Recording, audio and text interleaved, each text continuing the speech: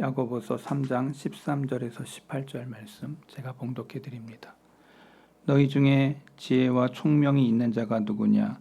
그는 선행으로 말미암아 지혜의 온유함으로 그 행함을 보일지니라. 그러나 너희 마음속에 독한 시기와 다툼이 있으면 자랑하지 말라. 진리를 거슬러 거짓말하지 말라.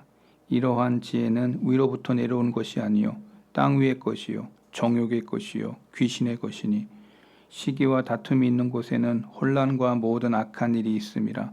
오직 위로부터 난 지혜는 첫째 성결하고 다음에 화평하고 관용하고 양순하며 긍휼과 선한 열매가 가득하고 편견과 거짓이 없나니 화평하게 하는 자들은 화평으로 심어 의의 열매를 거두느니라. 아멘.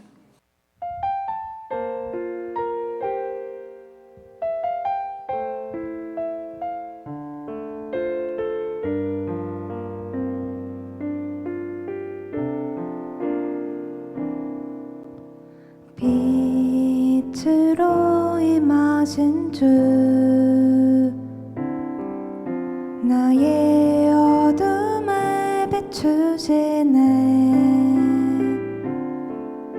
내 안의 연약함 모두 씻어주시고 나를 귀히 여기사 안으시네. 내 삶에 임하신 주, 모든 두려움 덮으시네. 주 나의 모든 것 주님만 의지하리. 눈을 들어 주님만 바라보리.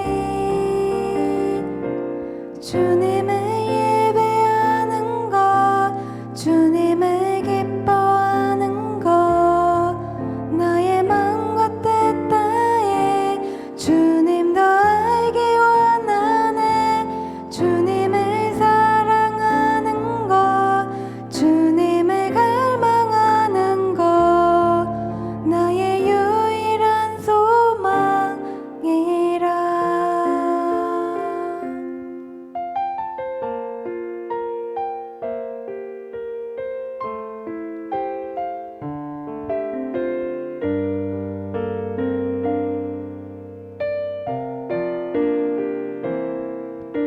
내 삶에 임하신 주,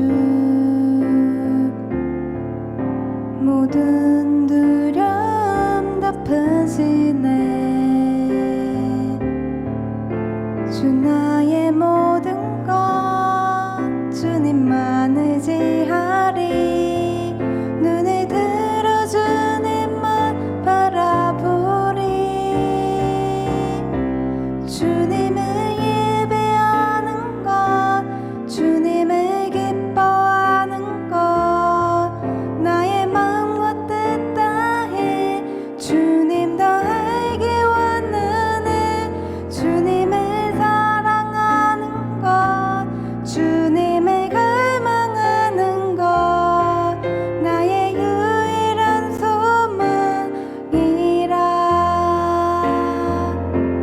주님을 예배하는 것, 주님을 기뻐하는 것, 나의 마음과 뜻 다해 주님 더 알기 원하네. 주님을 사랑하는 것, 주님을 갈망하는 것, 나의 유일한 소망이라. 나의 유일한 소망이라.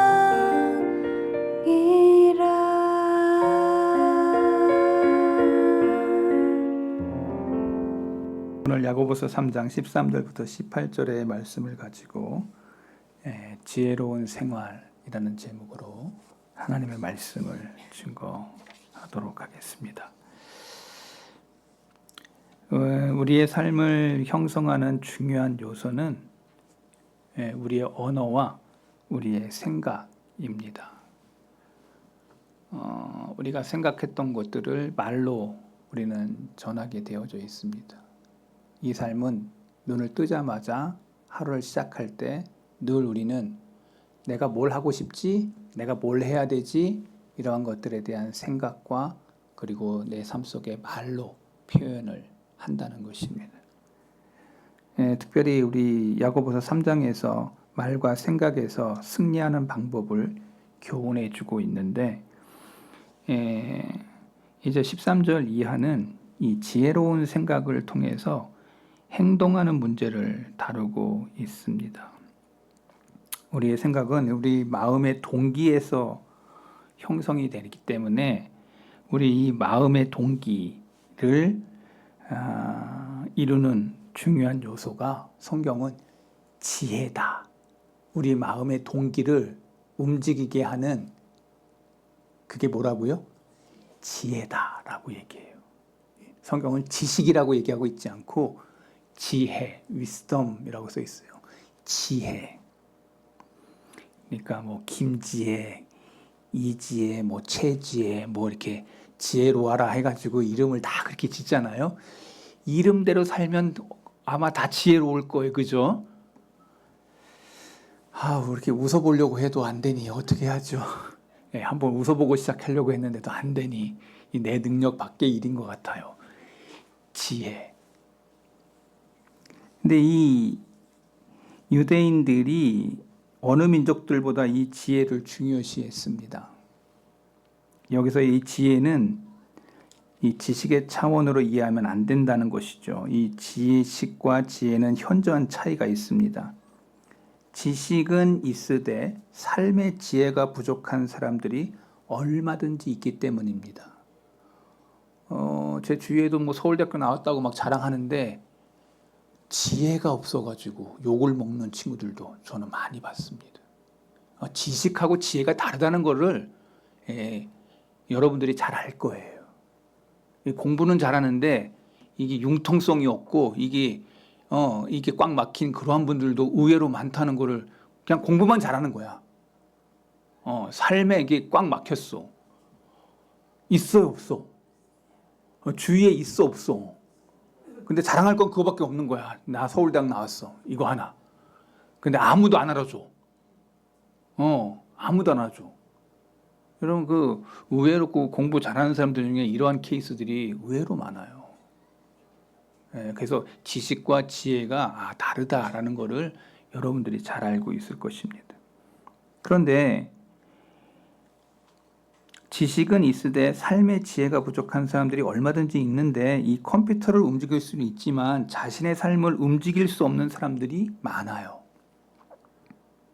그래서 야고보서 기자는 지혜롭게 생각하며 행동하는 사람들의 삶의 스타일을 오늘 본문에서 소개하고 있어요. 특별히 이 잠언서에서는 이 지혜의 중요성을 강조하는 말씀이 많이 기록되어져 있어요. 잠언 4장 7절 볼까요? 같이 읽어볼까요? 지혜가 제일이니 지혜를 얻으라. 내가 얻는 모든 것을 가지고 명철을 얻을지니라. 이 땅에서 지혜가 제일이다. 하나님의 지혜를 구하는 거. 그래서 제일 우리가 이 땅에서 구해야 될 게 뭐냐? 돈이 아니고 뭐예요? 지혜라고 말하고 있어요. 지혜가 제일이니 지혜를 얻으라. 내가 얻는 모든 것을 가지고 명철을 얻을지니라. 우리는 이 땅에 태어날 때 아무것도 없이 태어납니다. 갈 때 또 아무것도 없이 아무것도 안 가지고 갑니다. 하나님 앞에 우리 구할 때 여러분 이 지혜를 얻으라고 얘기하죠. 솔로몬이 구했던 것도 뭐예요? 하나님의 지혜를 구했어요. 우리도 이 땅에 살면서 하나님 앞에 구할 게 있어요. 지혜를 구해야 돼요. 하나님, 내가 이 우준한 삶을 살지 않고 지혜로운 삶을 살게 해달라고 기도하는 거. 그러니까 구하는 자들에게 주실 것이라고 말씀해 주셨으니까 여러분 오늘 말씀 끝나고 난 다음에 여러분들이 기도할 때 하나님 나에게 하늘의 지혜를 주세요. 한번 따라해 보겠습니다. 하늘의 지혜를 주세요. 이렇게 기도하는 종들 되기를 바랍니다. 하나님 외면하지 않으세요. 구하는 자에게 주신다고 말씀하셨으니까. 지혜의 소중함을 아주 잠언서는 강조하고 있습니다. 지식이 어떤 사물이나 상황을 분석할 수 있는 것이라면 지혜는 그 분석한 것을 다시 종합해서 우리의 실생활에 적용시키는 것입니다. 지혜는 삶의 적용이란 과제를 떠나서는 이해할 수가 없는 거죠. 때문에 지혜 없는 지식은 우리의 생활에 아무런 도움이 되지 못합니다. 그러므로 이 참된 지혜는 우리의 삶을 통해서 증명되어야 한다고 성경은 가르쳐 주고 있습니다. 13절을 보면요. 너희 중에 지혜와 총명이 있는 자가 누구냐? 그는 무엇으로? 선행으로 말미암아 지혜의 온유함으로 그 행함을 보일지니라. 지혜 있는 자는 이게 나타나고요. 이것이 그의 삶 속에서 이렇게 된대. 그러니까 지혜로운 자는 요렇게 된다는 거지. 지혜, 선행, 행함. 이게 같이 가는 거야.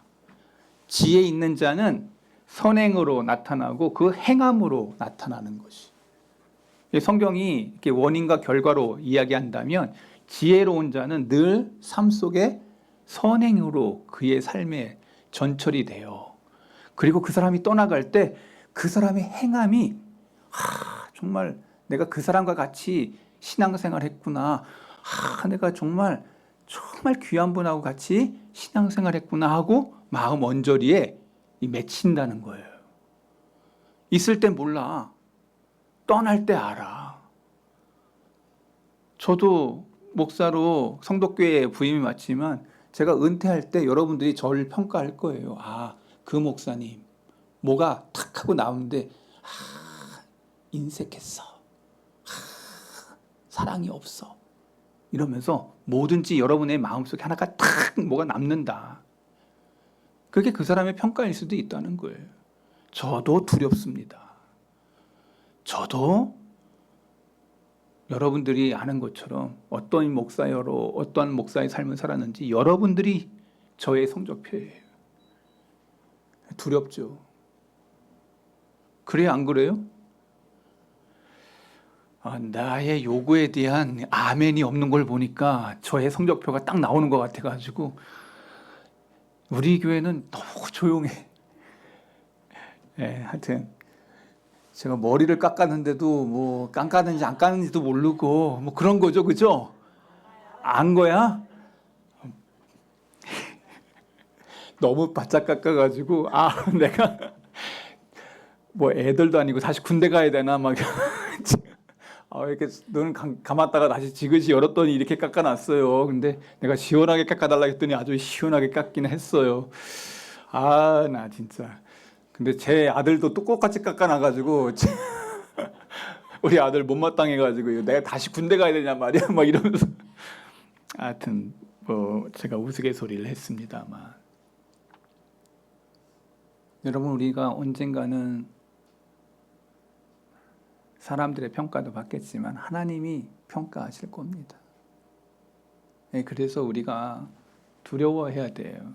지혜 없는 자의 삶을 살지 말고 지혜롭게 선행함으로 우리 그 삶 속에 의미 있게 정말 귀한 분이다. 귀한 분과 함께 같이 신앙생활했다.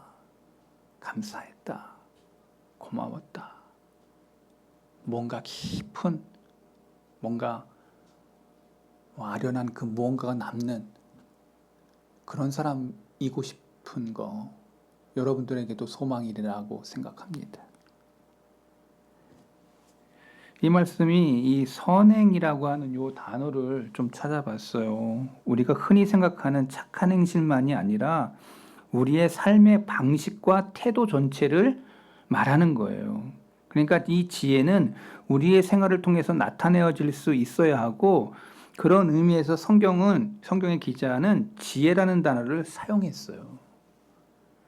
어느 성경학자가 이렇게 성경에 나오는 이 지혜라는 단어를 이렇게 정리했어요. 저도 이 말에 동의를 해요. 지혜라는 것은 지식을 바르게 사용하는 인격과 기술의 총체다. 지혜로운 사람은 삶을 풍요롭고 아름답게 만들 수 있다는 거예요. 삶을 풍요롭고 아름답게 만들 수 있어요. 지혜롭기 때문에. 아름답게 만들어요. 풍요롭게 만들어요. 이 지혜로움이 얼마나 중요한지 몰라요. 여러분들이 지혜로운 여인이 되고 지혜로운 남자가 됐으면 좋겠습니다. 그럼 여러분이 가는 곳마다 그렇게 풍요롭고 아름답게 바뀔 거예요. 지능도 높고 공부도 많이 했는데 전혀 지혜가 없는 사람들도 세상에 많이 있어요. 이러한 지혜와 지식의 차이를 보여준 이야기가 있는데요. 한 감옥에 한 죄수가 있었는데 간수가 보니까 이 죄수가 글을 못 읽고 못 쓰는 거예요. 그래서 이 사람이 감옥에 왔는가 보다 측은지심이 들어서 그 사람에게, 그 죄수에게 이 글을 읽는, 글을 쓰는 방법을 열심히 가르쳐 줬어요. 그랬더니 이제 날수가 다 돼가지고 이제 형기를 마치고 난 다음에 이 배웠던 사람이 글을 다 깨우치고 나서 간수에게 그렇게 얘기했어요.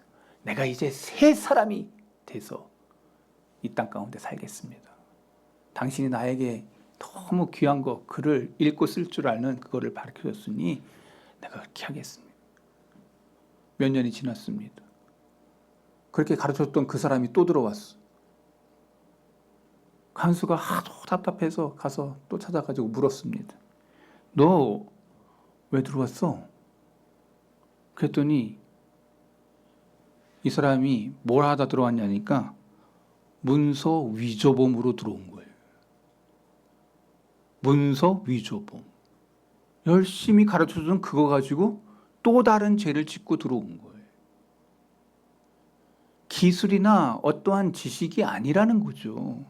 그의 마음 언저리에 가지고 있는 인격의 그 마음의 생각의 사상의 그 무언가가 그 사람을 그렇게 타락하게 만들어 온 거죠.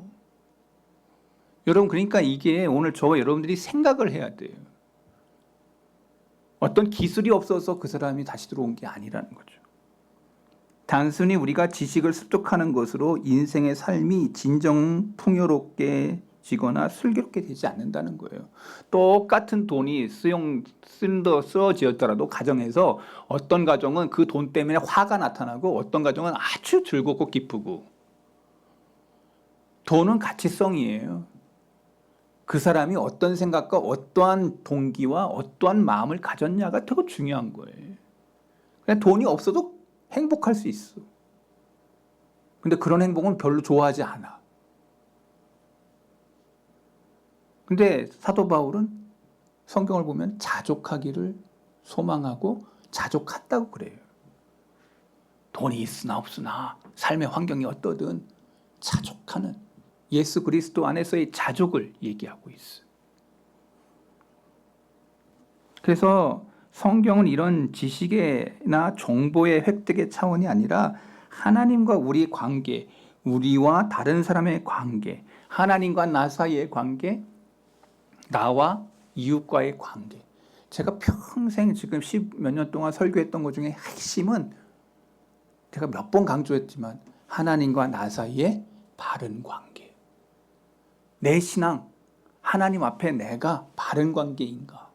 그 또 하나, 내가 이웃과의 관계 속에 정말 그러한 인격 대 인격으로 서로 사랑하고 존중하고 공경하고 사랑하고 은혜를 끼치고 축복하는 관계인가. 여러분이 알아요. 여러분이 알아.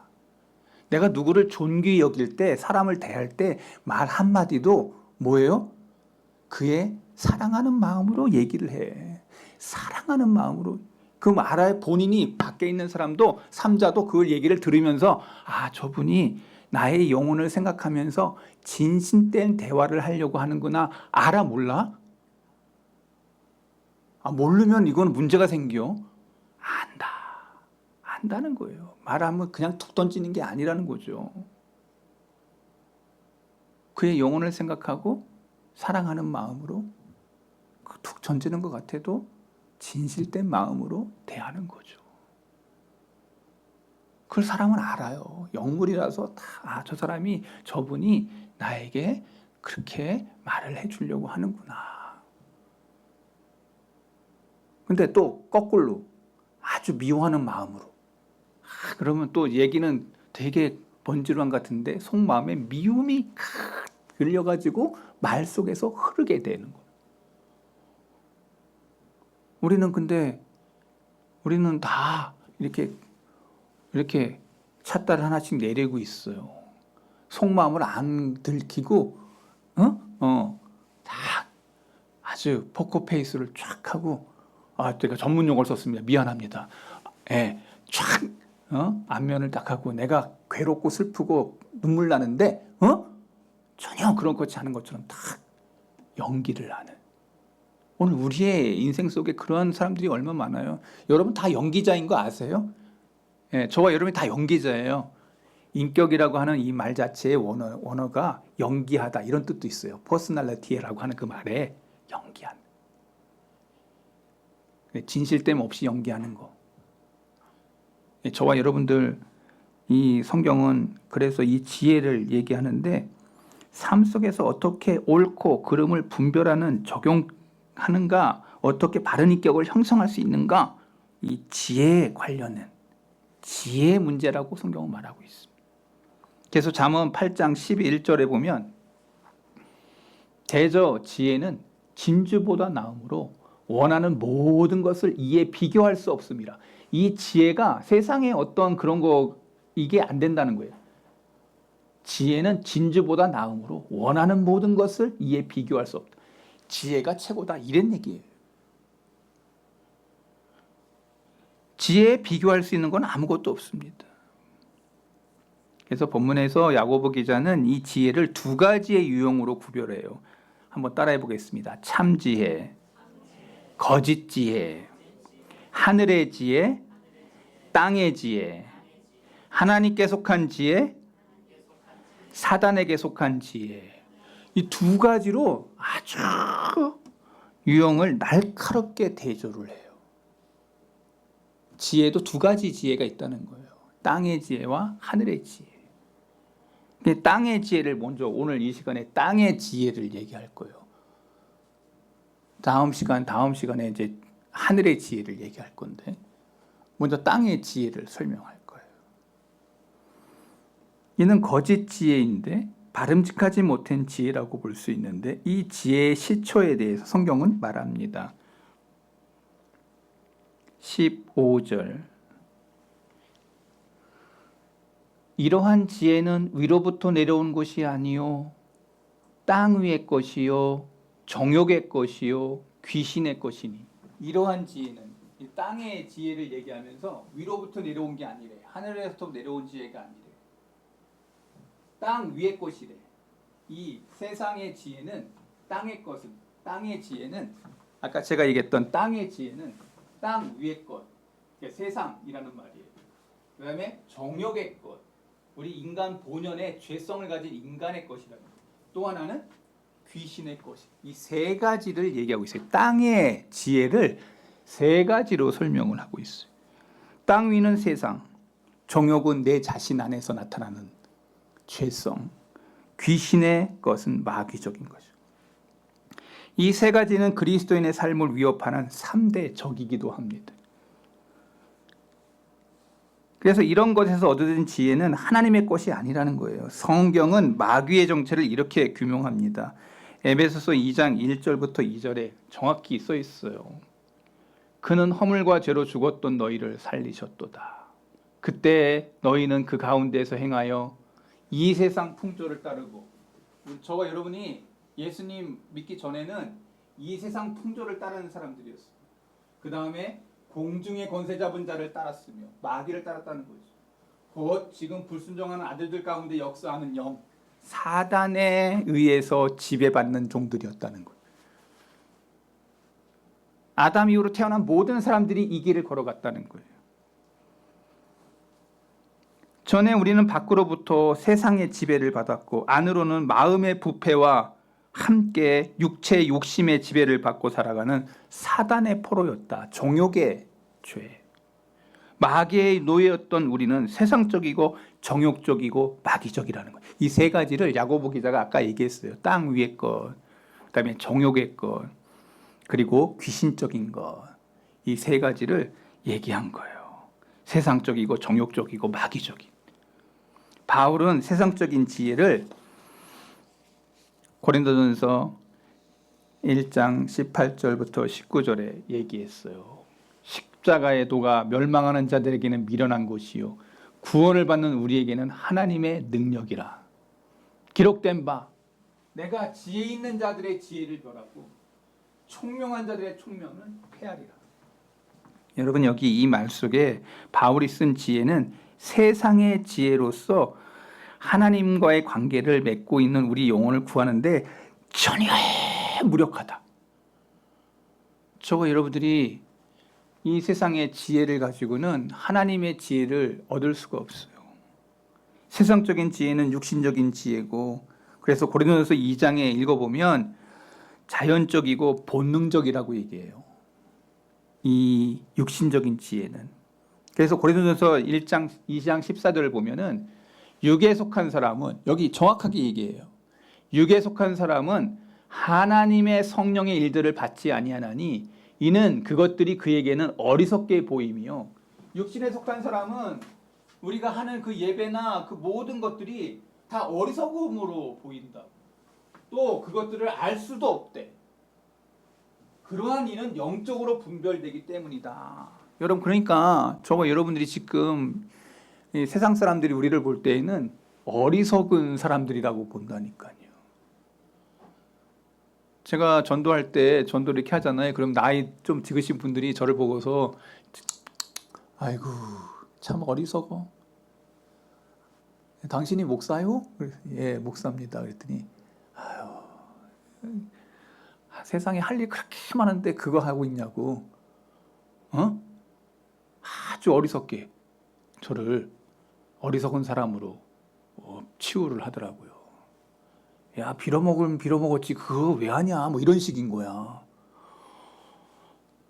그런 사람 안 만나봤으면 다행이에요. 저는 한 번씩 만납니다. 야, 그래요.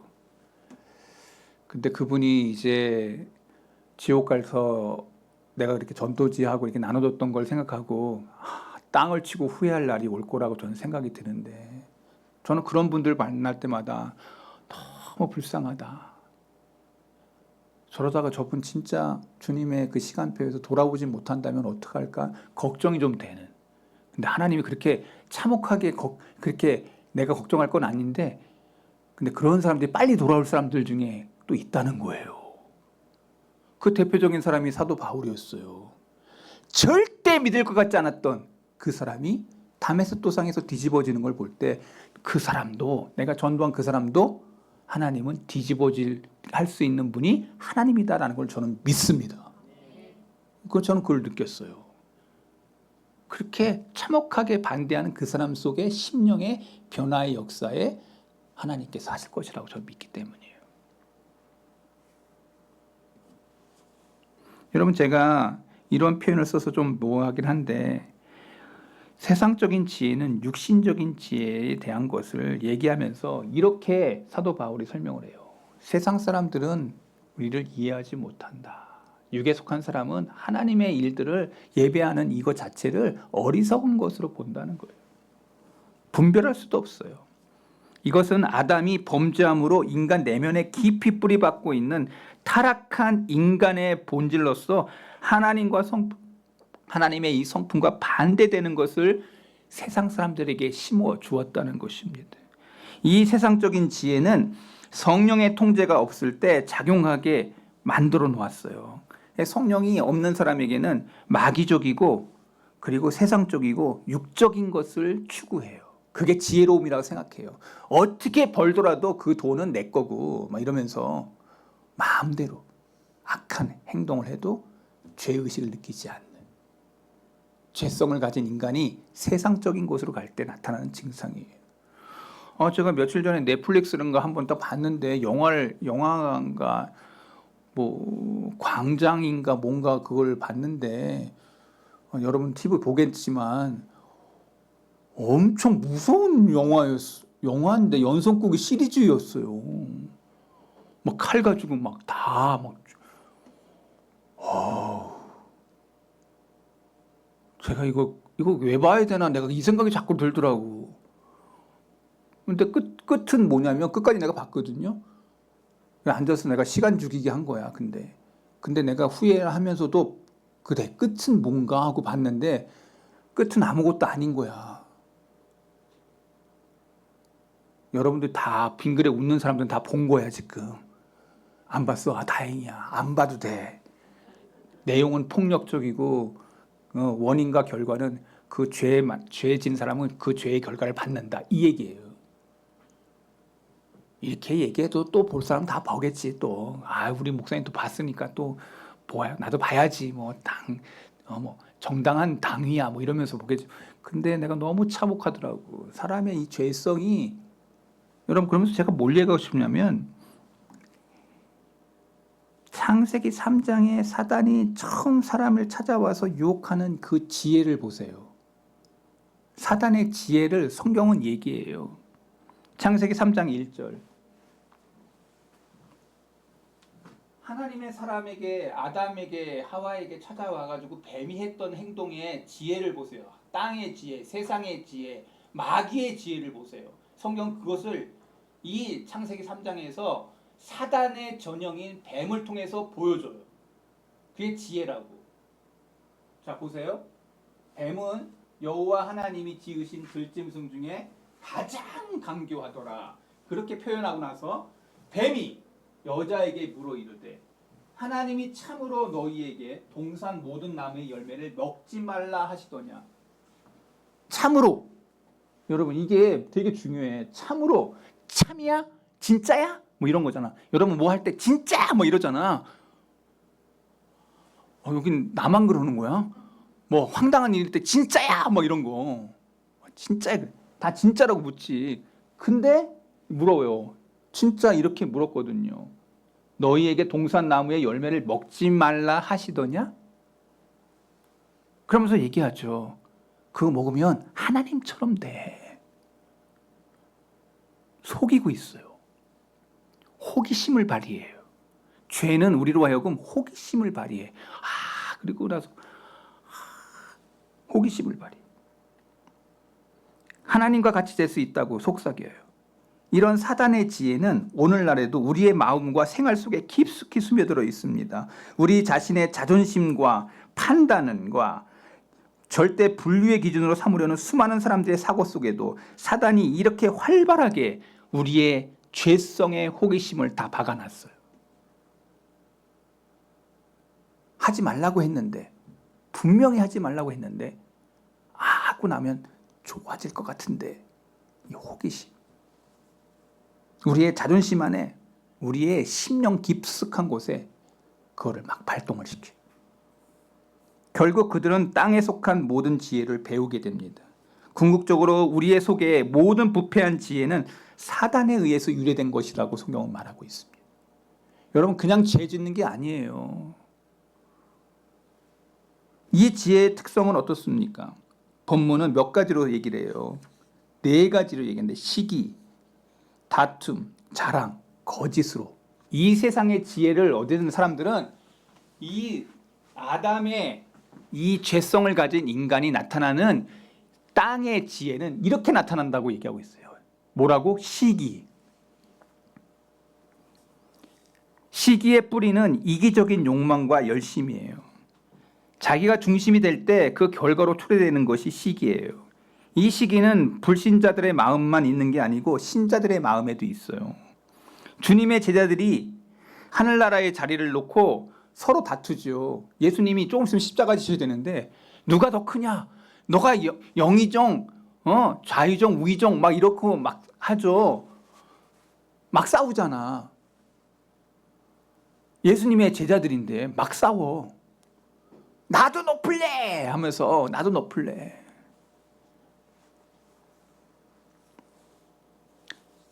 바리새인들의 신앙의 동기가 뭐예요? 시기심의 지배를 받았어요. 요셉의 형들이 시기 때문에 요셉 팔지 않아요? 사울 왕이 왜 다윗을 그렇게 쫓아다녔어요? 제가 좀 있으면 왕 되겠구나, 나를 넘기게 넘어 올라오겠구나, 시기하는 마음이 생겨서. 성경은 땅의 지혜는 시기를 초래하고 있다고 가르치고 있어요. 그래서 잠언 14장 30절 보면은 평온한 마음은 육신의 생명이나, 여기 시기는, 시기하는 이러한 마음은 뼈를 썩게 한대. 여러분 그 사회생활하면서, 그 직장생활하면서 이 시기 많은 사람들은 뼈가 썩어. 그러니까 인생에 이 시기하는 것으로 인해서 자기가 망해, 스스로 자멸해. 이게 여러분 누가 옆에 잘나면 있잖아요. 이 시기하면 안 돼. 그냥 그냥 저 사람은 하나님 그냥 그렇게 축복해 주는가 보다 하고 인정하면 병이 안 되는데, 안 될 남은데 자꾸 막 이렇게 시기하는 마음이 자꾸 생기면 어떻게 돼? 스스로 망하는 길을 선택한 거예요. 근데 형제 안에도 시기 있어 없어? 있어. 그 자존심 그게 있어가지고 저는 달걀바리를 보면 늘 그게 떠올라요. 내 차례가 안 와. 한 번 먹고 두 번째 안 와. 여러분 이게 시기예요. 이게 형제 많은 곳 속에 달걀말이. 그 사건은 저는 평생 달걀 먹을 때마다 내가 대장일 때, 내가 지금 우리 집에서 달걀말이는 내가 제일 많이 먹거든요. 사실은 내가 대장이니까. 근데 우리 애들이 또 그렇게 생각하겠지. 달걀말이 보면 나는 우리 아버지 생각난다, 딱 그러겠지.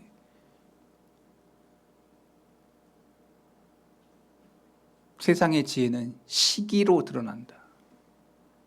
둘째가 뭐로 나타나냐? 다툼으로 나타난다는 거예요. 세상의 지혜는 뭘로 나타난다고요? 시기만 아니라, 시기하는 끝나는 게 아니야. 다투어. 야고보서 3장 14절, 그러나 너희 마음속에 독한 시기와 다툼이 있으면 자랑하지 말라. 진리를 거슬러 거짓말하지 말라.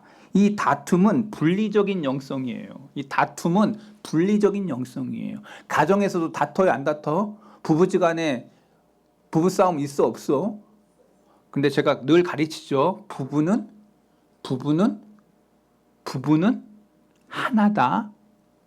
절대 갈라질 수 없다. 물로 칼백이다. 아무리 물을 치워도 갈라질 수 없다. 제가 결혼하는 부부들은 다 그렇게 하고 서약하고 그 다음에 결혼식을 했어요. 제가 아무나 주례 안 합니다. 찾아오지도 않지만 내가 아무나 해주지도 않아. 그거 서약 안 하면 성경 위에 손 얹고 기도하고, 안 하면 나 안 해. 칼로 물베기다. 땅의 지혜를 가진 사람이 있는 곳에 뭐가 생기냐면 파벌이 생겨요. 이 사람들은 가정이나 직장이나 교회나 사회 각 분야에서 당파를 만들어요. 그래서 서로 분열해요. 우리나라 이거 문제죠. 정치에서 맨날 싸우죠. 난 둘 다 꼴 배기 싫어요. 하도 싸워서. 이게 마귀적인 거예요. 이게 세상적인 거예요. 그래서 성경은 이렇게 얘기해. 그게 세상의 지혜라고. 가정도 그렇고 직장도 그렇고 교회도 그렇고. 교회도 막 싸워.